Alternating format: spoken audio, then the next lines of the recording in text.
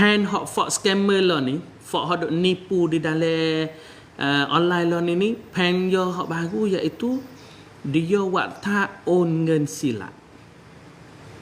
Lepas tu apabila on ngen silap masuk le banci kita, dia akan to mari. Hak ni kena beringat. Kalau lah berlaku kejadian gini, jangan gaduh caya, jangan gaduh on. Oleh kerana ni muk baru hot for scammer.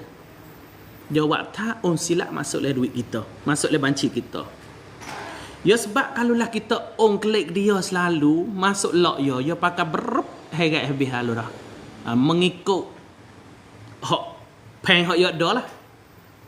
Dan kalau lah kita kata kita tak set on.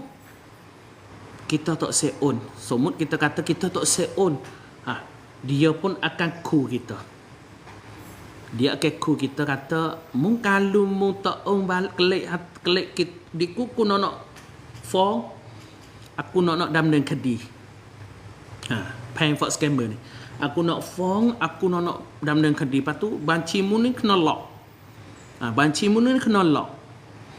Dia kam ku hak ya. Maka kita apabila kena ku kadang-kadang jadi takut dah.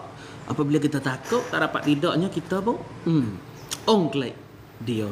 Maka kalau lah kita on klik mengikut hak dia kak, jadi masuk lock ya lah.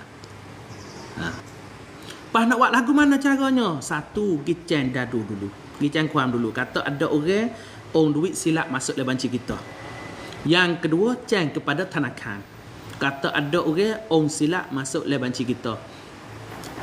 Gicen dua ni dulu. Lepas tu masalah kalau lah dia saat ni tu ajak buka kelang. Ajak buka kelang ni kecek dengan sedadu. Dadu dah lesai kali dah ni. Ingat molek dah, sedadu dia tak ada rabuk buka kelang. Dia tak ada rabuk ceng komun hak tangkan racikan tu melalui dengan video call. Tak ada. Sedadu tak ada rabuk tu. Sedadu kalau you nak igat kita, ingat molek. Satu, you mari mai riat dulu mak kita. Yang kedua, you mari mai riat juga. Dan yang tiga, sedadu mari sendiri di rumah. Ingat.